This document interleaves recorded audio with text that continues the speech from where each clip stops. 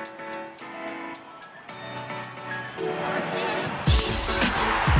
does he do it? How does he do it?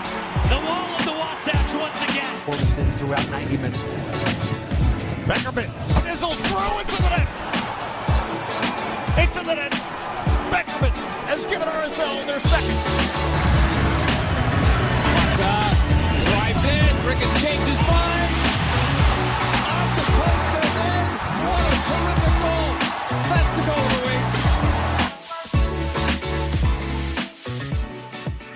Hello everyone, welcome back to RSL Ranks. I'm personally very excited to be recording today. I'm feeling very good, coming off of an incredible 5-1 win over Austin. It was a great game. Now I'm back after a bit of a break. It's not nothing to worry about. Really what happened is I recorded an episode that was supposed to come out a week ago from Monday. And I kind of screwed up the audio so that it was like running through the wrong microphone, and it was just, you couldn't upload it. You couldn't hear it very well at all. It sounded horrible. So I couldn't upload that. Then I was out of town for a week after that, couldn't record then. And then I was about to record just a few days ago, and I came down with the worst cold I have ever had. It was horrible. I had like every single symptom. So I'm mostly recovered from that now, and I'm really excited to be back talking about RSL. But yeah, that's just a little bit of why you haven't seen an episode the past little bit. It feels like the gods are telling me not to record an episode. So hopefully this one turns out well, and hopefully it actually makes it out there. I'm really hoping that it does. But yes, so before I recap the Austin game, I just do want to remind you all to make sure to vote for all of the RSL players that you think deserve it and the other players around the league for the MLS All-Star Game. We just want to see as much RSL representation as we can because we deserve it. We're first in the West. I mean, what a team. We've been so good. So please make sure to vote our guys Chicho, Gomez, Inelli, Glad, any of them. Just whoever you think deserves it, make sure to go vote for them. All right, now let's jump into the recap of this Austin game, and I'm really excited for this one because we absolutely thrashed them. So, I mean, my overall thoughts are just what a game, what a team. Like, we were so good. This was actually the first game that I've been able to go to all season in person, and it was incredible. I mean, the atmosphere was wild, especially after the first Chicho goal from midfield. That was insane. It was so much fun.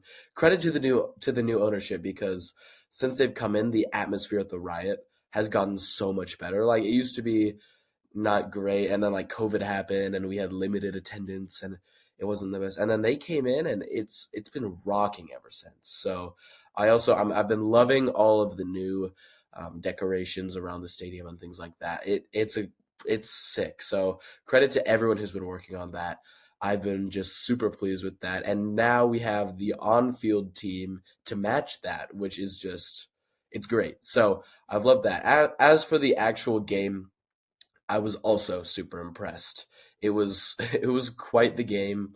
I know it's weird to say because of how good some of our other players were, but my main thing that I am wanting to talk about is how impressed I was with Luna. Maybe it was just because this was the first time I've seen him in person in a while, but his control of the ball is absolutely ridiculous. Like, he just has so much natural talent. It's insane. So I loved watching that.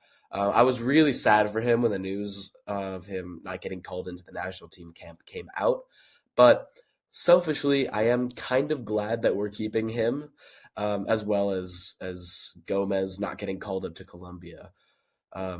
But I feel like our attack is really clicking right now, and it's awesome. So Diego Luna, I really hope he keeps it up, and he puts up some numbers to really put some respect by his name. Now, here's another point I'd like to touch on. Anderson Julio has 4 goals in his last 4 games, which that's really impressive. Should he be starting? I would like to see that a little bit more often. That's my opinion on it. I don't think he should be like 100% the starter for the whole rest of the season and into the playoffs because that would just be dumb. It's been 4 games. Matt Crooks has been great the past couple of weeks, and I think it would be totally unfair not to give him time to adjust to the league. Everyone deserves time when they're coming into a new team and a new league. I've said this over and over again, but for now, I would say we should play the hot hand. Julio, he's had a really impressive run the past couple of games, and Crooks was suspended for this one, so we kind of were forced to start Julio, but it paid off. He scored 2 goals, so he had quite the game. It's just been a really pleasant surprise to see him doing so well, and yeah, I have to say I wasn't really expecting it. I haven't really expected him to do well from the start at all, like for the past couple of seasons. So yeah, Julio, I've been really happy with his recent form, and I do think we should see him starting the next couple of games. All right, I don't know how this has gotten buried so far deep, but now we should definitely talk about Chicho because the man scored a hat trick. I mean, he's like leading the MVP race and the Golden Boot race. It's incredible. I feel so lucky to have him on my team. Like, just thinking of all the years of pain of not having a striker since Saborio, I mean, it's insane. Please make sure to vote for him to be in the All-Star game. Although I think there's like basically 100% chance that he makes it. But the other boys, make sure to vote for them as well because they're a bit more iffy. Chicho's 29, so he is in his prime right now. Like, this is the prime age for an athlete. So I think we need to win a trophy in the next 3 seasons while we have him because players like this aren't just going to land at our feet like Chicho has. So I think we need to win a trophy in the next 3 seasons, and I think we will.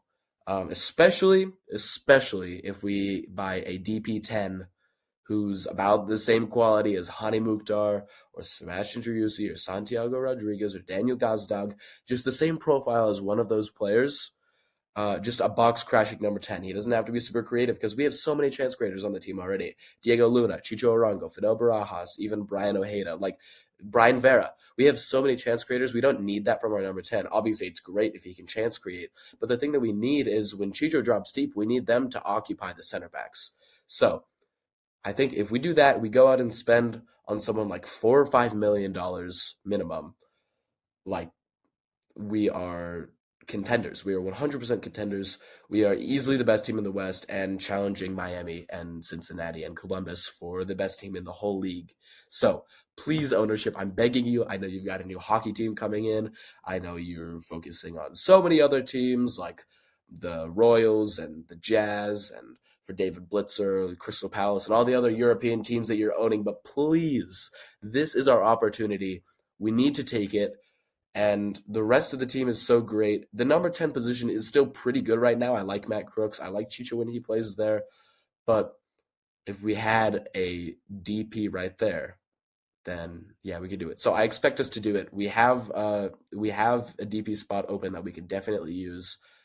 I'm just begging the ownership to go out and spend. Please. I know you've been giving us a lot recently, but it would be incredible. So if I try really, really, really hard to think of something negative about this game, the only thing I could really, there are only 2 things that I could possibly think of. One is that I think we need to stop playing around so much with the ball at the back. We've seen this the past couple of games. I've heard a couple of different people saying it.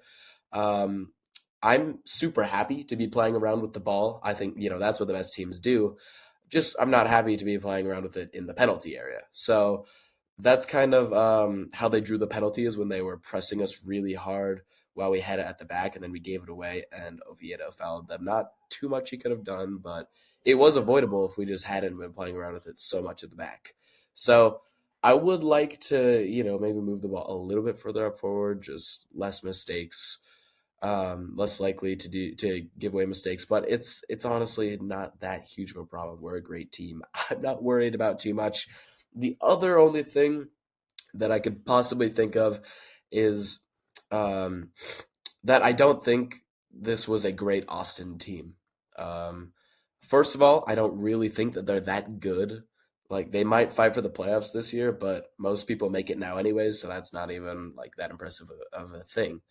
And the underlying statistics say that Austin is one of the worst teams in the whole league. So they may be in 6th in the West right now, but I don't think they will be come October. So yeah, I mean, and plus not only are they not that good of a team, in my opinion, they were missing their best player in Driussi, and they just signed a $7 million winger. So this wasn't the best team, but we did do what we were supposed to do. You have to beat, no matter who's playing, you have to beat them.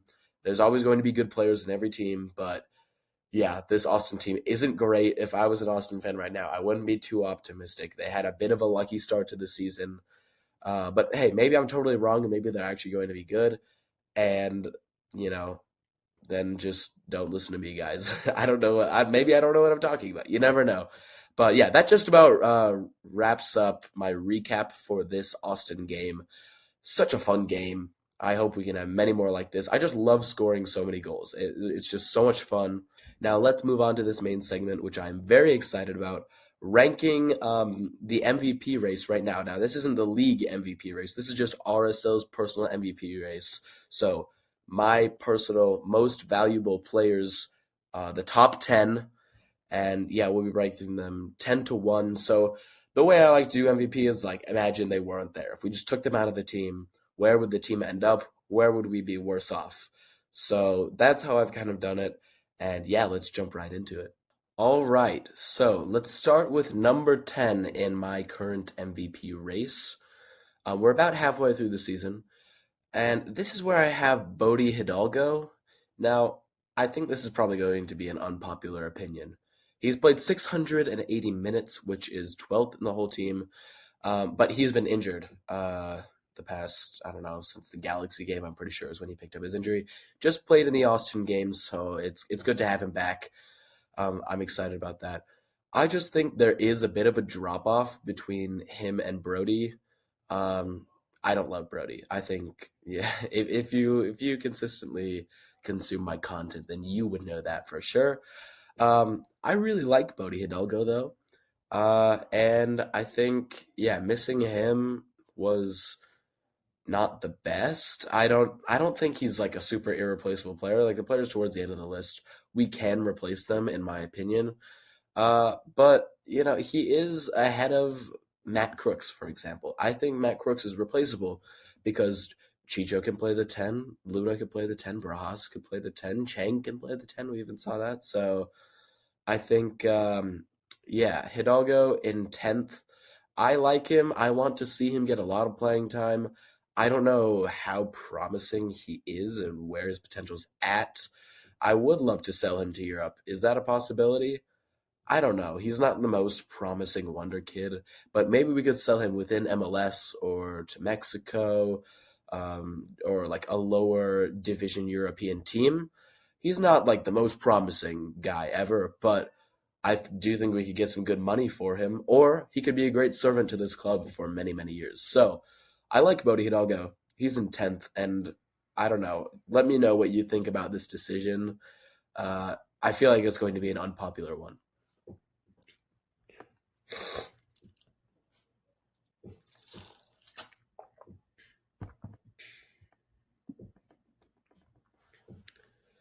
All right, so now in 9th, this is where I have Anderson Julio coming off of a great game where he scored 2 goals. And I did just say that I think he should be the starter at this current moment. He's played 556 minutes, which is 13th in the team. So not a lot of minutes. He hasn't started a lot of games, but he's only missed one game that he's only not appeared in one game, which is pretty impressive. He has 5 goals and 1 assist on the season. So Anderson Julio, I mean, the reason he's here is because we don't really have any backup strikers behind him. Like behind him, I'm trying to think of who it would possibly be. I guess Gozo. Yeah, Gozo is probably the one. Side note, I got Xavier Gozo's autograph after the game. I feel so cool. Uh, but yeah, Anderson Julio, I just think like he's just like, he brings something off of the bench that none of the rest of our players off of the bench bring. And that's pace, that's running in behind, that's just the way he stretches the game, and he tires out the center backs of the opposing team. So I don't know. Maybe he should honestly be higher. I'm kind of talking myself into that, but he's had a pretty solid start to the season. His career high for RSL for goals is 8, and he's already at 5 halfway through. So this could be a record-setting season for him, and I hope it is because I like Anderson Julio. he's not really a starter. Like, he's not good enough to be a starter at the number 9, at least. Maybe we could see it at winger, but honestly, I think he's great to have off the bench. And, like, consistently, I don't want him to be starting. But right now, he's hot. So let's let him play. Let's see what he can do. All right, now moving on to 8th. This is where I have Alex Katranis. Now, he is a new signing this season. He's played 887 minutes, which is 10th in the team, but he didn't get to play the first couple of games because he's a new signing and he had to get his green card, I believe. He does have 2 goals and 3 assists already, so a pretty impressive start for Alex Katranis. I've been really impressed with him. I've liked him a lot. Maybe the best signing of the offseason so far, probably, actually. There's not really many others that would compete with him. So I like him a lot. I mean, for quality, he might be like a little bit higher in this list, just of how good of a player I think he is. But we have Oviedo and Brody behind him. Brody's a good enough backup. Oviedo's really solid. He has a really high floor, and he doesn't make many mistakes, although he did give up the penalty against Austin. That was uncharacteristic, though. I really like Oviedo. But Katranis going forward he's a great attacker, and he rarely gets caught out of position. He does at times, which that's just kind of part of the game plan, is we're going to have to cover for him. But for the amount that he's getting forward, he's not really having to, cover up for how far he's bombing up and bombing forward. So, yeah, I really like Alex Katranis. He's been a great signing. Just really, I have really positive feelings about him. And yeah, hopefully he can be our left back for a few years. That would be great. He's just really solid back there. So now moving on to 7th. This is where I have Diego Luna. Now, Diego Luna's played 1,025 minutes, which is good enough for 9th best in the team. He's only missed 2 games, and he has 3 goals and 7 assists. Now, I don't know. I might move him up now that I'm thinking about this. Maybe I would move him up, but it's too late. I've already set the order, so he is in 7th. Diego Luna has really impressed me the past month or so. I mean, he's just, like, since he scored in that Chicago game, I think that was the turning point. He's been so good. Like, I feel super lucky to have him as well, because he's such a prospect, and in my opinion, my guess is that we'll sell him in the winter. If he keeps up his form and he doesn't get injured, then that's when we'll sell him, probably to Europe, probably for a lot of money, which is awesome. That's great. We want him to be a developmental club as well as a club who wins trophies. So let's win while he's here and then sell him on for a bunch of money. That would be incredible. I love Diego Luna. I feel so sad for him that he didn't get called up to the national team camp. I really hope he does make it to the Olympics, but it's not looking likely. But yeah, I mean, he's just such a talented player. And I don't know, does he have the most potential of any player all time in RSL's history that we've ever had? Like, that's really cool. I think he might be. I don't know. There's nobody that springs to mind. So super awesome. Super glad that we have him. Diego Luna is in 7th. All right, so we're moving on to 6th spot now. And this is where I have Brian Vera.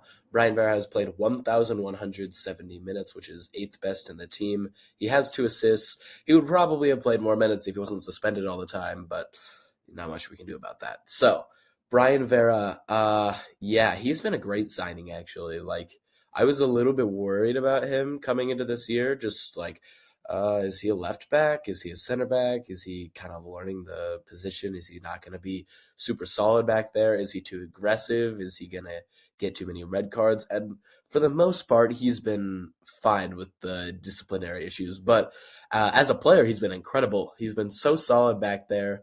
And he's pretty irreplaceable just because at this current moment, we do not have a lot of center back depth. I don't hate Philip Quinton. But he's not good enough to be a starter, and I wish our backup was good enough to be a starter. I know, like, that's kind of difficult to get, but if we could, that would be cool. So, yeah, I mean, I like Vera. I like Vera a lot. I think his partnership with Glad is very good. I don't really want to see much changing in their relationship. I think when you break up center backs relationship and they're always playing with a different partner, I don't think that's a good thing. I think you want to have a really good relationship. And yeah, I don't know. Is this a better partnership than Glad and Silva when they were doing like really, really well just a few years ago? I would argue yes. I think this is one of the best defenses in the whole league. Great center back pairing. Really love Brian Vera. Love his left foot. It's so good. I love his set pieces. So yeah, Brian Vera. He is one of my favorites for sure. All right, so now we're moving on to the fifth spot. This is where I've gone with Justin Glad. Now, Justin Glad, he's played 1,349 minutes this year, which is third best in the whole team. He's only missed 2 games, and those are both due to injury. Um, I love Justin Glad. He's my favorite player on the team just because he's been here for so long and he's been so solid. I think he deserves a lot of credit. He's been so good this year. Didn't have his best year last year. He's stepped it up a ton this year, and I just think like he's been so solid back there. I've been a fan of his for a while. I love Justin Glad. Yeah, so I think he definitely deserves to be in this fifth spot. Today, at least on the day I'm recording this, they released like so far the All-Star voting and who the top 5 are for each position. And Justin Glad was fourth spot for center back, which was actually, it kind of surprised me, but I was really pleasantly surprised, and he does deserve it. So make sure to go vote for him because there is still time. You can vote once every single day. So we want to see him in there. He totally deserves it. And yeah, what a player Justin Glad is. I've been a huge fan of his. He just hasn't made any glaring mistakes all season. So that's been great. Love Justin Glad. And yeah, he's a deserved fifth spot for me. So now moving on to fourth. This is where I have Brian Ojeda. Brian Ojeda has played 1,313 minutes. That is fourth best in the whole team. He's only missed 1 game. That was when he got the red card. And he has the most progressive carries in this whole team. And that's the thing that always really impresses me about Brian Ojeda is just when he carries the ball, when he drives it forward, he's just so solid. And I mean, he's pretty young too.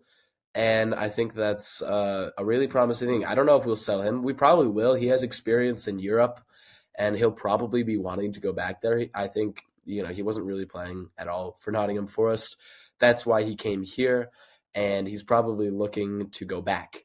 So, I think we can get a lot of good money out of him. I know Newcastle was scouting one of our games a few days ago. Maybe they were scouting him because he has Premier League experience. That wouldn't surprise me. And then he might be playing for the Paraguay national team. I don't know. I'm not exactly sure like this summer if they are going to be calling him up or if it's already been announced or whatever. But if we miss him, that would be too bad because he is kind of irreplaceable. He has been this season at least. He maybe would be higher up if I didn't believe so much in Nelson Palacio, but I'm actually quite a big Nelson Palacio fan. I think the past couple of games he's really proven that he's a really good player. So I'd be happy to give him more playing time.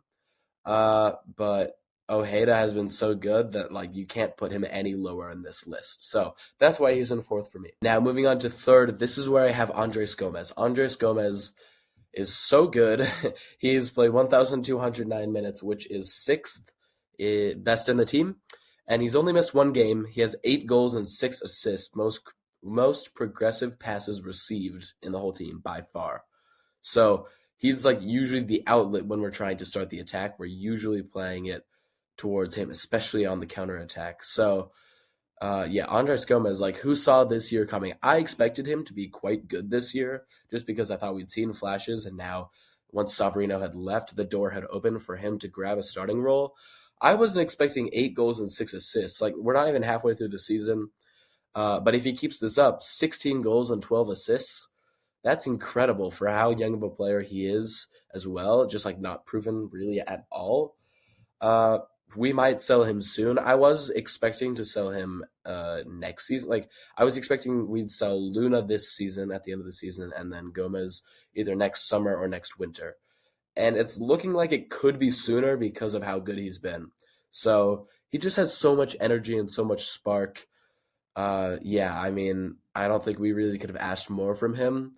So he's gone in third because, I mean, Behind him, we've got Chang and we've got Barajas, and they're both all right options, but like Gomez is definitely one or two steps up from them. So he's got to go in third for me. He's had just an amazing season. Now we're moving on to second. I'm sure you probably could have guessed this one by now. It's Emeka Eneli. He's played 1,464 minutes, which is first in the whole team. He's started every game, and he's got one goal as well, which he definitely deserves. He deserves more than one goal because he's been so good. Even behind him, we have Nelson Palacio, who I already talked about, how I like him a lot. And Eneli's still second because the amount of fires that he's put out, like imagine he hadn't put some of those fires out, we would have conceded so many more goals. And he's just like, I mean, a year ago, he was like barely even a professional player. So to see that like he could become an MLS All-Star, that's just it's insane. I love that.